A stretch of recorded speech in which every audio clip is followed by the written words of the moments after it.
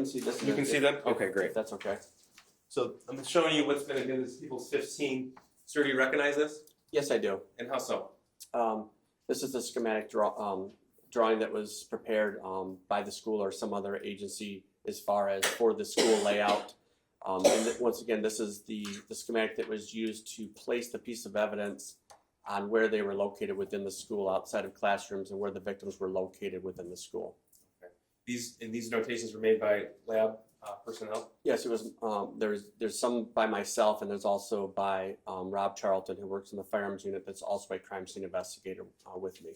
So what do these notations signify?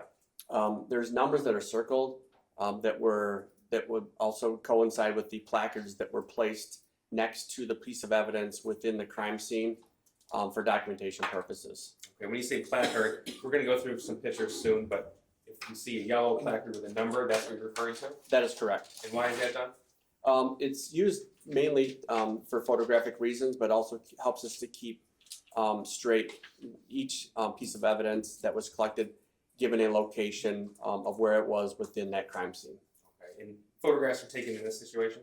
Yes, they were. Now I'm going to go through, okay, this is 15, and you said it was the 200 hallway? That was the wing the shooting was contained to? That is correct. Okay, so we see numbers, not the notations from the crime lab, but numbers of classrooms here. So 258, that's the number of a classroom? That is correct. Okay, and then to the far right, it goes to approximately 214, 213, is that right? That is correct. Okay. So we'll go one portion at a time here. Okay. Okay, so this is a zoomed in version of Exhibit 15. What does this depict? This is an area outside of 258 and 256 where two of the victims were found that contained a large amount of evidence. And then you can start to see where it turns to the north, which would be to the right of this photograph.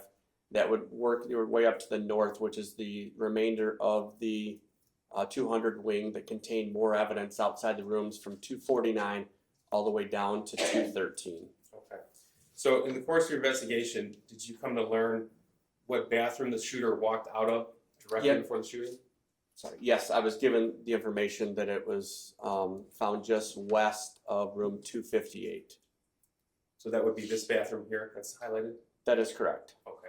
So specifically now from what you recovered from the bathroom in this shorter wing of the 200 hallway, I'm going to take you through the path the shooter took with these pictures.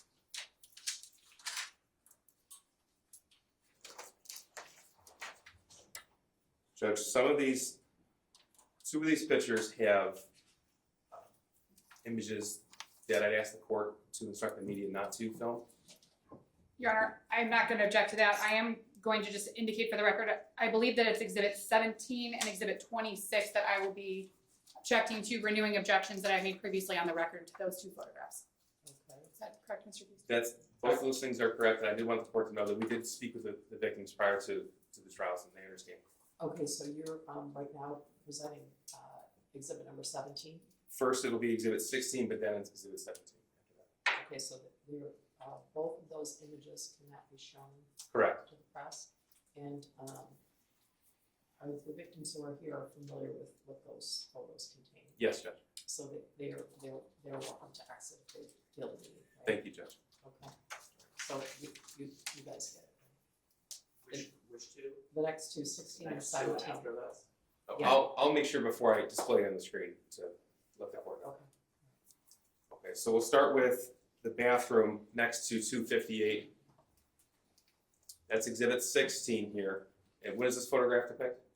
This is in the stall within the bathroom, which would be found just west of room 258, that contained a red backpack and miscellaneous items such as electronic equipment, books, journals. There's a Gatorade bottle, amongst other miscellaneous items. Okay, so all of that was collected as evidence? That is correct. Okay.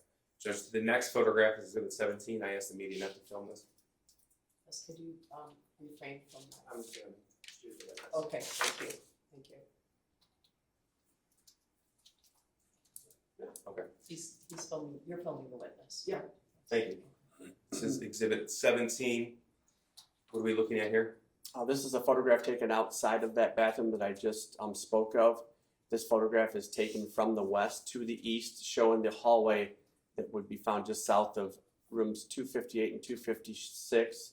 And you can start to see the yellow placards that I spoke of to depict the evidence that was found in that hallway area, along with one of the victims that's found on the middle of this photograph, but on the right-hand side of the hallway when you're looking east. So that's Hannah St. Juliana, and then the other victim is Madison Baldwin, is that correct? That is correct. It's hard to see on this photograph because it's far away, but it would be on the left-hand side of the hallway, further east as you move down the hallway. Sir, tell us what you recovered from this portion of the 200 hallway. There were several fire cartridge cases. There were 14 found, 14 fire cartridge cases found in this portion of the hallway, along with several fired bullets and bullet fragments along this hallway area that were found in several areas of the hallway. What's the cartridge case? The cartridge case is the portion of a bullet that actually holds the bullet itself. And in a semi-automatic weapon, it will eject from the side of the weapon. So the bullet will go through the barrel portion or the end of the firearm. And the fired cartridge case will then eject more than likely out the right-hand side, depending on which firearm we're talking about. About 99% of semi-automatic weapons will eject to the right. So the bullet will go out the barrel, and the fired cartridge case that held that bullet portion will eject to the right-hand side of that weapon. Okay. So in order for it to be a fired cartridge case, that would have to mean that the gun was actually fired. That is correct. Okay. So with 14 fired cartridge cases, that would indicate that the gun was shot 14 times in this portion of the hallway? That is correct.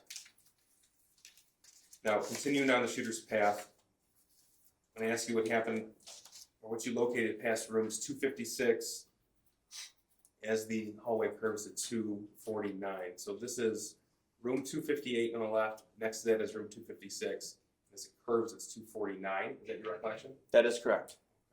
This is People's Exhibit 18, so this is further down the same portion of the 200 hallway. That is correct. It's just past the second victim on the left-hand side. All right, tell us what was located here. There was more fired bullets and fired cartridge cases, along with a empty gun magazine that was located just around the corner from this evidence here. Okay. Now, as that corner turns down the 200 hallway, this is People's Exhibit 19. I should say for the record, all these have been admitted. Counsel did state her objections on the record, but the court ruled upon. Yes. Thank you, Judge. Correct. This is Exhibit 19. What are we looking at here? This is now a photograph taken from the south to the north. As we're moving, I would say down in the numbers, but it's up as far as like if you're thinking about going north, down the 200 wing. So you're moving away from that bathroom where everything may have started. And this is once again indicating the evidence that was located from room 249 to 213, which ended up containing 18 more fired cartridge cases in this area. Okay.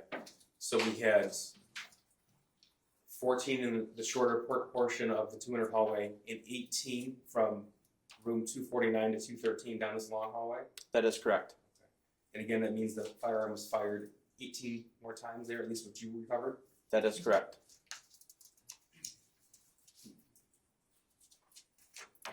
This is Exhibit 20, specifically placard 35. What's that?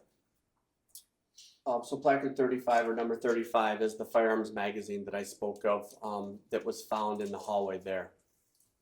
Now, up and down this portion of the hallway specifically, did you find evidence that the shooter fired directly into classrooms as well? Yes, there were several classrooms that were found to be fired into. Okay. This is Exhibit 21, depicting classroom 247. First of all, what's that rod that we're looking at? So it's what we'll consider what we call a trajectory rod to show the path of the bullet that was fired at that location. So it's just shown for kind of demonstrative purposes that you can see where that bullet actually traveled into that room. Okay, so this indicates to us that the gun was shot directly into room 247. That is correct, right through the door trim there. This is Exhibit 22. This is depicting classroom 244. What do we see here? Once again, a trajectory rod was inserted into the window portion. It got shattered, but it still stayed intact. But you can see the trajectory rod showing where the bullet passed through the window that was fired in room 244. This is exhibit 12. It's room 224. What do we see here? You can see the room, the door to the room. There are 3 trajectory rods that were placed in it to show that there was 3 shots that were fired into room 224. It's exhibit 10. This is also room 224 but with the door open. That is correct, and you can see on the inside of the door, it's just the continuation of that trajectory rod to show, that those shots were fired into that room. And we have Miss Darnell, Molly Darnell testified yesterday. This was her classroom. This is what you refer to in the window here. That is correct. Okay. And then the file cabinet. Yes, there was, I would say in the window is what we call a perforation. So one of the bullets passed through the door and then went through the window that was never found because it went out into the exterior of the school. There was what we call a ricochet that was found in the file cabinet, which is right there in the middle that the prosecutor is highlighting. There was also what we call another ricochet that hit the chair, the backing of the chair. And then eventually a fired bullet was found embedded in a book that was found on the bookshelf behind the teacher's desk. Okay, thank you. And that's room 224. This is exhibit 23. This is classroom 223. We have a side-by-side view of this. What do we see here? Once again, this is showing how a bullet would have struck the door. This actual impression shows that the bullet hit something additional prior to hitting this door, so it's what we call a tumbling bullet. So instead of being like a round impression or a pattern where a bullet would be circular, the bullet has now changed its path and it's tumbling. So now it hit it kind of going sideways, and that's depicted on the right-hand side there. That you can see the sticker that was placed below it. Here's exhibit 24. This is classroom 220. What do we see here?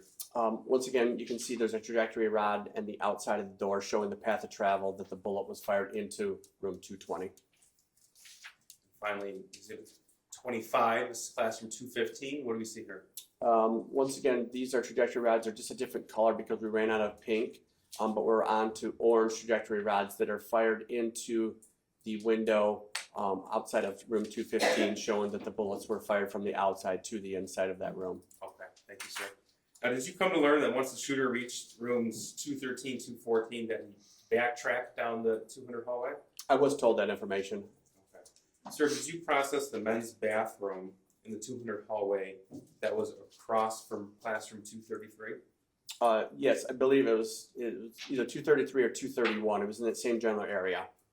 The camera person is asking when they can resume. After the next picture, Judge. Okay. This is exhibit 26. So what do we see here? This is a photograph taken outside of that bathroom that we're talking of, outside or across from 231. You can start to see inside the bathroom there's a black backpack, along with there's I believe it's a live round or a cartridge as we call it, just found outside of the bathroom. And then you can start to see that there's a large pool of blood inside of that bathroom area. And this is just the entrance to the bathroom itself from the exterior of the hallway. Did you come to learn this is where Justin Schilling was killed? Yes, I was. Did you also recover a fired shell or fired cartridge in this area as well? Yes, a fired cartridge case was located in this bathroom. Is that included in the count of 18 you described earlier? Yes, it is. Sir, you mentioned earlier the firearm was recovered. This is exhibit 27. Is this a photograph right outside of that bathroom that we just saw? Yes, it was not taken by me because the firearm had been collected by the on-scene deputies when the suspect was apprehended. Okay. But that is the firearm that you collected? That is correct. That's a 6-hour 9mm handgun? Correct. Based upon your crime scene investigation, how many times did the shooter fire that weapon inside Oxford High School on November the 30th? 32 times. And how many unfired rounds, how many bullets were recovered, either from that magazine or elsewhere? 18. So a total of 50 rounds of 9mm ammunition was taken to Oxford High School? That is correct. Thank you. I have nothing further, Judge. Oh, should I give them a break right now? Does that make sense to you? You guys need a break? Yes. What's that? Either or. I mean, we'll need a longer break to fix the monitor as well, Judge. I don't know how long Cross will take this witness. No Might make cross sense. No problem. No crouch, Your Honor. Oh, okay. Do the estimate on the monitor? Okay. I'm going to give you about a 10-minute break. I always say that, and then, I go back there and fires erupt, so, we're gonna need a moment to fix this monitor, so that the witness